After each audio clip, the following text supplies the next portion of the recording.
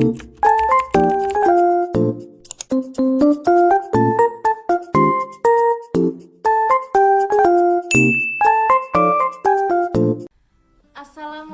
warahmatullahi wabarakatuh.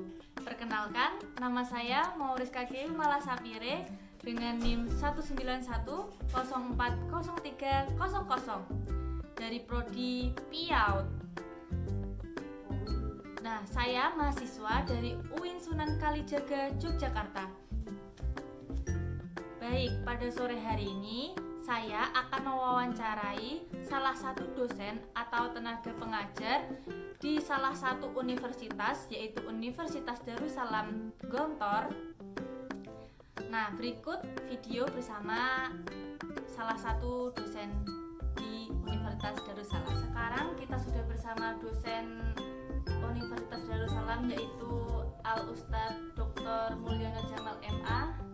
Assalamualaikum Ustadz. Waalaikumsalam.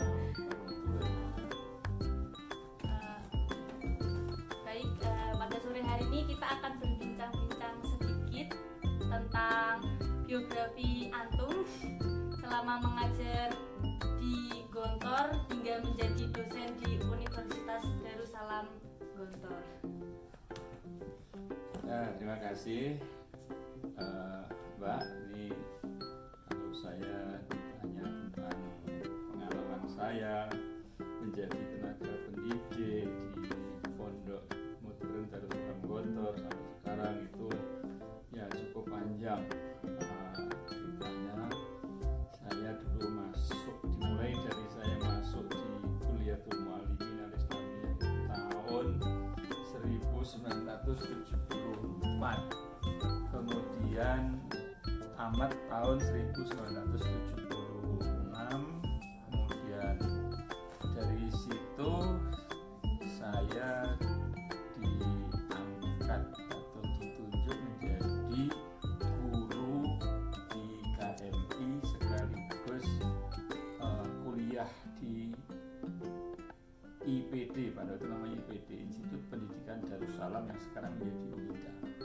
Tahun itu Namanya IPD, Institut Pendidikan Darussalam. Sampai lulus namanya BA, Bachelor of Art, itu S1. Itu tahun 1981.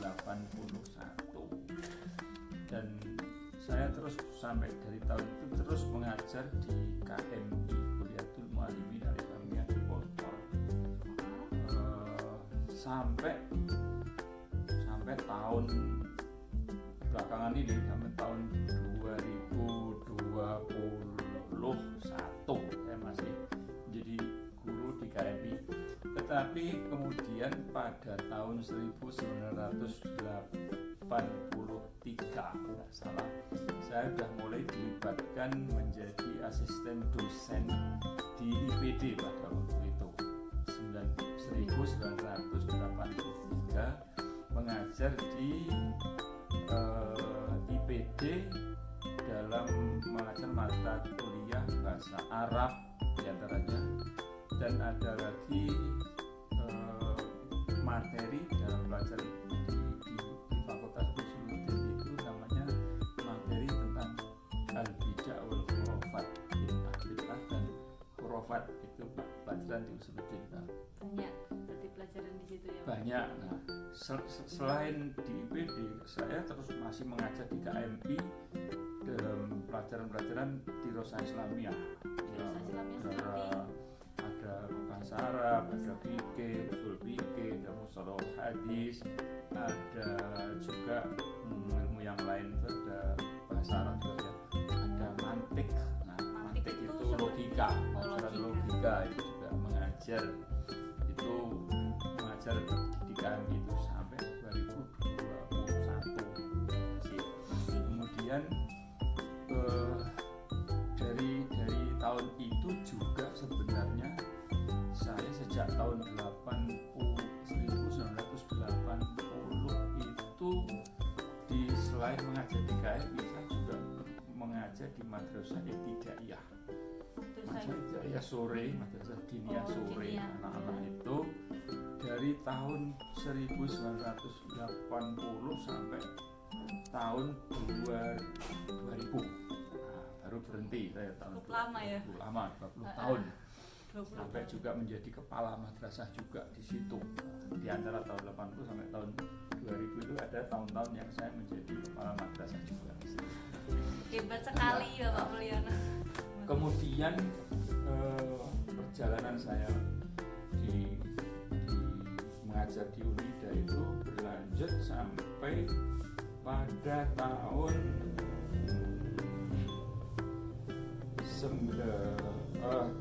saya melanjutkan program S2 itu tahun 1994 menempuh pelajaran studi S2 di Punjab University Pakistan. Ya, Di Pakistan. sampai di apa namanya MA. Sampai dapat Ya, gelar dapat MA. gelar MA itu di Di Punjab University Lahore. Yang saya gunakan untuk masuk S2 di Pakistan itu adalah ijazah S1 atau ijazah BA IPD saya.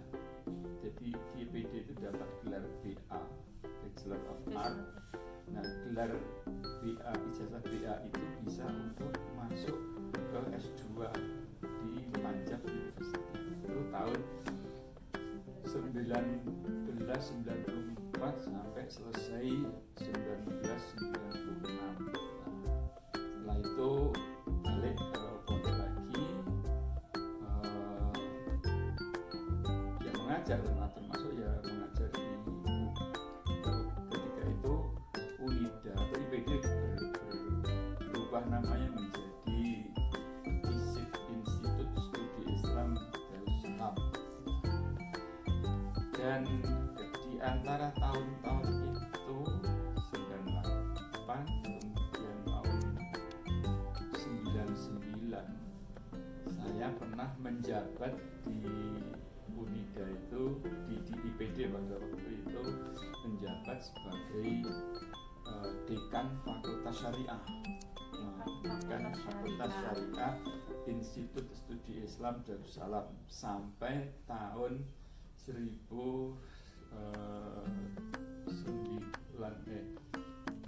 sampai tahun 2000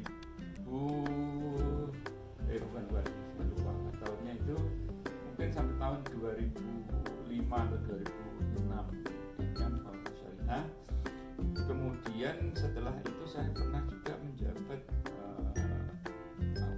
wakil rektor 2 bagian keuangan itu sampai tahun 2014. Dari tahun 2014 kemudian tahun 2014 itu Institut Studi Islam Darussalam berubah namanya dan statusnya itu berubah menjadi Universitas Darussalam Kotor atau Unida Kotor. Nah, setelah Unida, setelah ISIP berubah menjadi Universitas Darussalam Kotor, saya tidak lagi menjadi di jajaran rektorat. Saya dialihkan jabatan saya menjadi ketua Yayasan Perguruan Tinggi Darussalam, ketua Yayasan Unida sejak tahun 2015 itu sampai sekarang. Di awal 2015 itu saya sebagai ketua Yayasan Perguruan Tinggi Darussalam. Kemudian tahun 2021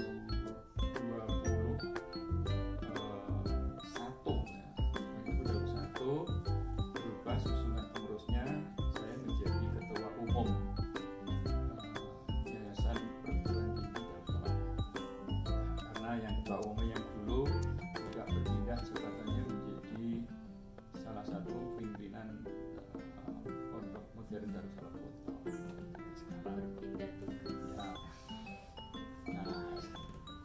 dalam hal mengajar di Unida ya, sebenarnya kalau melihat basic saya itu dari S1-nya tuh Suludin. Tapi kemudian pengalaman mengajar di KMI itu saya banyak mengajar di Rosat Islamiyah, sehingga kemudian dalam perjalanan itu saya diangkat menjadi dekan Fakultas Syariah dan ya tentunya banyak mengajar ilmu-ilmu syariah. Nah, kemudian juga dalam perjalanan pendidikan studi saya sendiri itu kalau S2-nya itu tamat pada 1996, kemudian di tahun saya meneruskan studi S3 itu di UIN Surabaya, di Universitas Sunan Ampel Surabaya, selesai mendapatkan gelar doktor itu pada tahun 2016 ya. Setelah jadi ketua yayasan. Ya itu.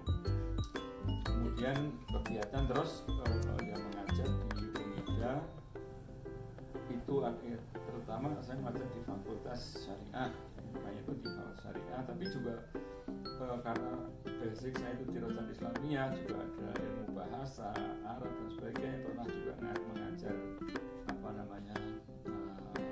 bahasa Arab, mengajar balaghah di prodi PPA atau pendidikan bahasa Arab. Nah itu juga karena banyak di Rosat Islamiyah, saya juga pernah mengajar fikih di Tarbiyah, di Fakultas Tarbiyah di Indonesia ya. Juga karena dari awal basicnya saya Usuluddin dan punya materi pelajaran namanya Bid'ah dan Khurafat itu, sampai sekarang juga saya masih punya materi pelajaran di Usuluddin. Jadi ada di Usuluddin dalam khususnya ilmu Bid'ah dan Khurafat.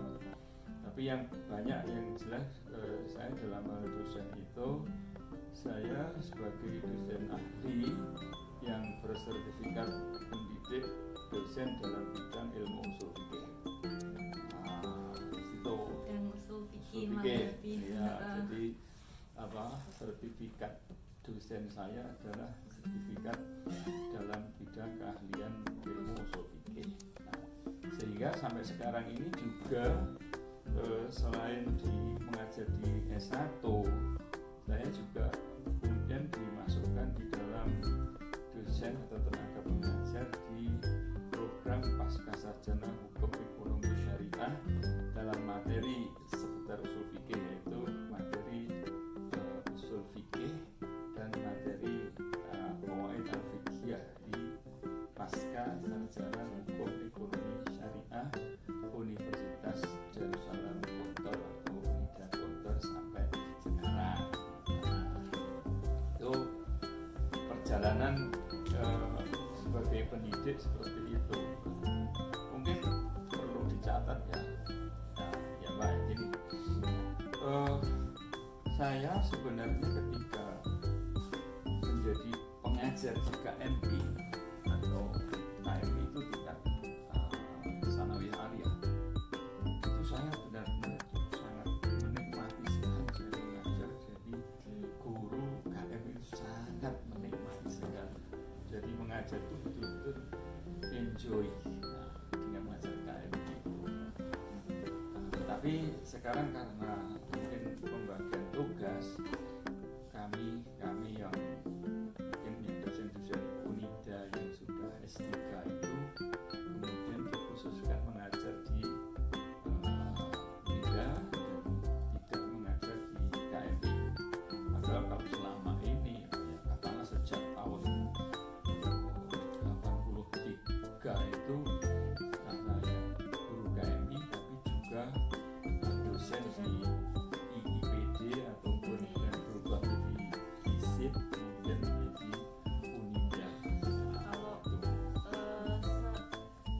setelah dari Unida ini, atau apakah ada lain universitas yang Pak mengajar di tempat lain gitu? Oh, tidak ada. Tidak. Ini saya itu sebagai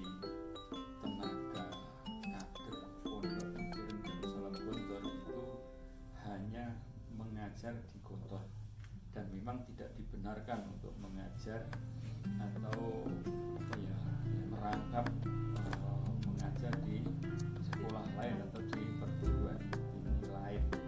Dan katalah sebagai orang yang masuk dalam kelompok kader pondok Gontor itu istilahnya sudah mewakafkan diri untuk mengabdi di Gontor itu sampai akhir, Memberikan seluruh hayatnya. ya sampai ya nanti sampai seumur hidupnya di sana, sehingga itu sudah menjadi ketentuan bahwa guru-guru Gontor termasuk dosen-dosen kader itu tidak boleh mendua, kalau istilah Jawa itu nggak boleh wayuh. Nggak boleh wayuh. Berpoligami dalam artian kita tadi mengajar di pondok tapi juga mengajar di tempat lain, itu disebut poligami dalam tanda petik. Dalam pendidikan. Ya, sehingga dikatakan itu begini, bahwa guru Gontor itu sebenarnya karena sebagai dosen yang tetap, kader tetap itu, ya bisa dibilang istrinya itu dua, yang satu itu adalah pondok, yang istri yang kedua itu adalah ibunya anak-anak. Oh, Berarti yang pertama kali itu pondok. istri yang pertama adalah pondok, istri kedua itu ibunya anak-anak. Nah, istri pertama tidak boleh, tidak mungkin diceraikan, tapi kalau istri kedua justru mungkin bisa diceraikan. Seperti itu garisnya. Oh, iya. Pondok pun nek memiliki kader itu seperti itu artinya komitmen pondok dan komitmen kader bahwa memastikan seluruh hidupnya pondok itu seperti itu, ibaratnya seperti itu. Ya, sehingga saya dan guru-guru lain yang kader-kader pondok dan guru-guru yang lain itu berjuang di pondok itu betul-betul fokus di pondok dengan jiwa pondok, dengan gaya pesan apa namanya, jiwa Gontor dengan jiwa pesantren yang ada, itu yang biasa dikenal dengan panca jiwa pondok. Salah satunya adalah dengan jiwa keikhlasan dan sebagainya, itu betul-betul full di pondok itu seperti itu, pengabdian sepenuhnya. Benar-benar diterapkan ya. Diterapkan betul. Sudah tidak ada yang lain yang dipikirkan kecuali ya memang di pondok aja. Ya itu sampai sekarang ini. Kalau dihitung mungkin dari saya masuk KMP itu berarti saya di Gontor, masuk di Gontor itu sejak tahun 74 sampai sekarang itu sudah 30 tahun itu. Iya. Wah, Lama sekali. 40 tahun lebih. Ya toh, cuma dari saya sudah di Gontor dan menjadi orang Gontor sejak sekolahnya itu sampai kemudian mengabdi di guru KMP itu, ya sudah lebih dari 40 tahun. Masuk lama sekali Ya, dalam lama. dunia pendidikan ini. Tapi ya itu pengalamannya terutama dalam Gontor saja, pengalaman Di di luar luar-luar sama sekolah. madrasah. Ya itu maksudnya nggak ada pengalaman mengajar dalam artian untuk menjadi pegawai, nggak pernah. Jadi ya seperti itu, benar-benar jadi orang pondok sepenuhnya gitu. Lalu apa saja yang pernah dialami ketika mengajar, suka atau sedihnya ketika mengajar? Oh, kalau sebenarnya kalau bicara orang suka dukanya mengajar itu ya jelas ada sukanya, ada dukanya. Tapi kalau saya apapun yang terjadi pada anak-anak atau siswa ataupun bahkan mahasiswa itu ya macam-macam. Ada yang ketika anak itu bisa mendapatkan, bisa memahami pelajarannya dengan baik, dan itu ya senang gitu. Tapi juga kadang-kadang itu ada pelajaran yang dianggap untuk diajar seperti itu tapi hasilnya enggak berapa. Itu sebenarnya mungkin juga boleh bilang duka ya, tapi karena niatan kami itu niatnya itu mau berjuang mengajar, yaitu ya sebenarnya yang duka itu nggak ada, kemudian rasa sedih itu ya nggak ada. Jadi memang mengajar itu targetnya apa ya sampai bisa, jadi mengajar anak itu sampai bisa. Sebenarnya mengajar anak-anak di Daiyah itu saya mengajarkan mulai baca tulis Quran, alif bata itu ya sangat telaten sekali, mengajarkan apa namanya sholatan itu, sholat dari yang tidak bisa sampai harus bisa itu ya biasa melihat anak-anak yang mulai kadang-kadang tapi senang saja. Makanya tadi saya katakan saya itu sebenarnya mengajar di tingkat kader itu betul-betul sangat mengajar itu sangat menikmati. Bahkan ketika kemudian ada kebijakan dari pimpinan sudah tidak di KMI lagi, kemudian hanya di Unida saja, itu sebenarnya saya merasa kehilangan sesuatu yang selama ini saya nikmati itu sebenarnya. Tapi iya sangat kehilangan sesuatu yang saya enjoy di situ. Tetapi saya sebagai kader pondok tentu itu kebijakan pimpinan ya maunya itu dalam manage Unida dan manage KMI itu kebijakan pimpinan seperti itu ya saya mesti terima dengan ya apa istilahnya di santri itu apa kiai yang diatur oleh kiai ya saya mesti nurut itu ya, taat percaya pimpinan pondok, bahkan ada taat tanpa membantah itu bagi kader-kader pondok itu seperti itu. Jadi sekarang kalau saya itu kemudian difokuskan dengan berada di Unida ya sangat saya nikmati di Unida mengajar pasca sarjana yang mengajar anak pasca sarjana pun juga macam-macam juga ya, jenisnya ada yang belajar itu rajin, ada yang nggak rajin, ada yang begitu, tapi semua itu menurut saya itu dinikmati semua, juga ada yang nggak dinikmati. Oke, baiklah. Pada sore ini kita sudah berbincang-bincang sedikit dan hangat bersama Dr. Mulyono Jamal. Nah, sebelum pesan-pesan terakhir penutupan, kita akan meminta motivasi untuk cendekiawan muda agar giat belajar dan mengajar kelak. Ya, ini ya Mbak, sampean kan sekarang ini mahasiswa S1 Ya.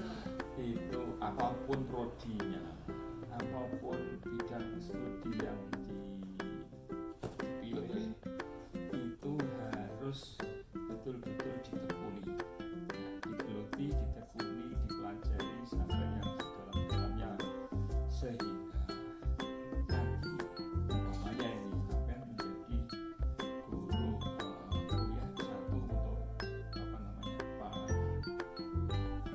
namanya PIAOT ini saya kira bukan hanya sekedar biar nanti saya bisa menjadi guru di PAUD atau PAUD Islam, itu tidak, tapi betul-betul supaya bisa menguasai betul ilmu-ilmu dan praktik pendidikan anak usia dini.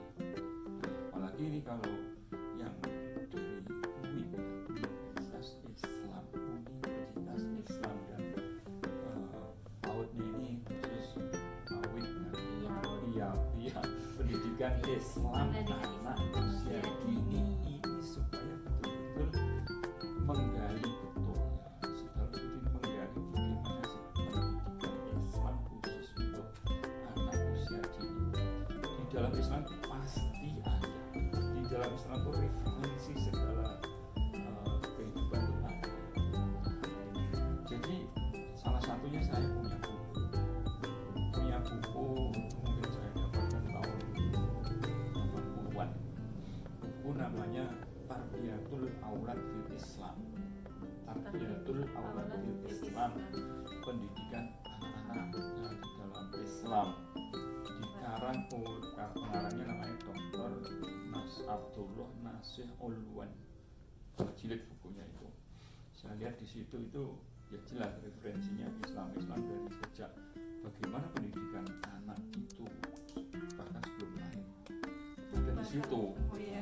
Anak sebelum pendidikan itu dimulai bukan di usia dini tetapi sejak kandungan, bahkan sejak seorang ayah itu, seorang orang tua itu memilih calon suami, calon istri ya dari situ. Itu di situ dalam buku itu ada. Dan saya kira ilmu-ilmu pendidikan Islam khususnya tentang pendidikan anak usia dini saya kira banyak sekali. Maka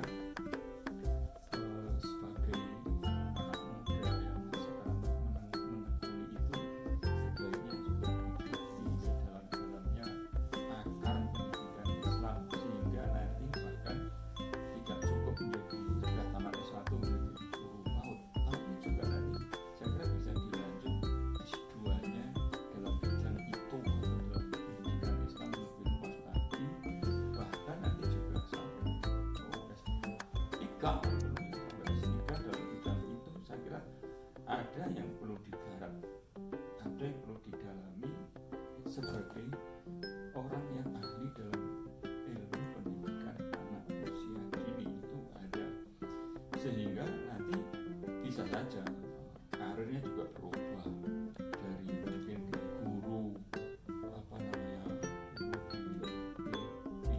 PIAOD, nanti bisa juga nanti meniti karir dalam perguruan tinggi menjadi berubah menjadi ke dosen dalam bidang ilmu itu, atau bahkan menjadi guru besar dalam ilmu itu. Jadi bisa juga, itu sangat mungkin.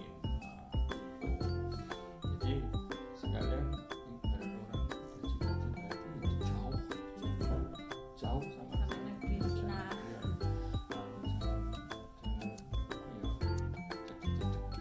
Saya mempunyai jangka jauhnya, saya memang harus sana, saya harus menjadi orang yang ahli dalam ilmu pendidikan anak tadi, bukan hanya menjadi praktisi yang mengajar dia, tapi menjadi ahli dalam pendidikan anak usia dini, baik sampai S2, S3, bahkan sampai saya kira seperti prodi yang ada di universitasmu itu nantinya juga memerlukan seorang guru besar dalam bidang itu. Mungkin sekarang saya kira yang mengajar S1 di PIAOD itu kan juga ada yang S3-nya juga kan dosen. Ada. Nah itu nanti mestinya nanti ada dosen yang guru besar yang yang mengembangkan ilmu PIAOD itu, apalagi di Islam. Tantangannya besar sekali. Nah, tantangan zaman, tantangan budaya dan sebagainya. Bagaimana mengimplementasikan pendidikan Islam untuk pendidikan anak-anak usia dini itu tuh memerlukan tenaga yang ahli yang bisa menggali seperti itu. Maka kamu dan teman-temanmu juga yang sama-sama di prodi PIAOD itu juga perlu berpikir ke sana yang jauh sekalian. Jadi jangan kecil hati, saya cuma calon guru PIAOD, enggak. Biasanya guru PIAOD agak Ya mungkin Miniskan. ada orang yang karena mungkin hanya paling sekedar satu itu guru PIAOD, mungkin orang ada yang mandang nanti sebelah mata guru PIAOD. Ya enggak, ditingkatkan sendiri.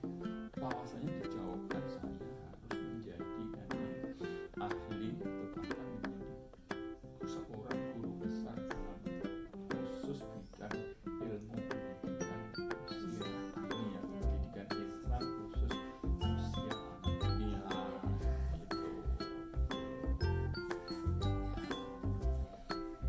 Terima kasih Bapak sudah memberikan waktunya, sudah meluangkan waktu untuk berbincang-bincang bersama saya, Rizka. Saya ucapkan beribu-ribu terima kasih sekali lagi. Semoga Bapak selalu dalam keadaan sehat. Ya, Sukses selalu. ya ini ya terima kasih atas wawancaranya dengan saya seperti ini, dan bisa itu nanti diteruskan ke teman-teman yang lain yang satu profesi atau satu bidang studi seperti itu. katalah pesan kami pada sampean dan juga teman-teman yang studi di situ itu untuk terus mengembangkan, memasukkan pendidikan Islam anak usia dini, perlu dikembangkan sehingga betul-betul anak-anak kita itu nanti akan menjadi orang-orang Muslim yang Muslim berjuang yang benar dengan didasari sejak usia dini. Ya, mudah-mudahan kamu juga dalam hal berbelajar ini selalu sukses. Berhasil dengan hasil yang Terima kasih. Setelah kita menonton video ini, semoga kita selalu diberi kemudahan dalam mencari ilmu. Apalagi saya selaku prodi PIAUD, semoga dimudahkan. Dan terima kasih. Wassalamualaikum warahmatullahi wabarakatuh.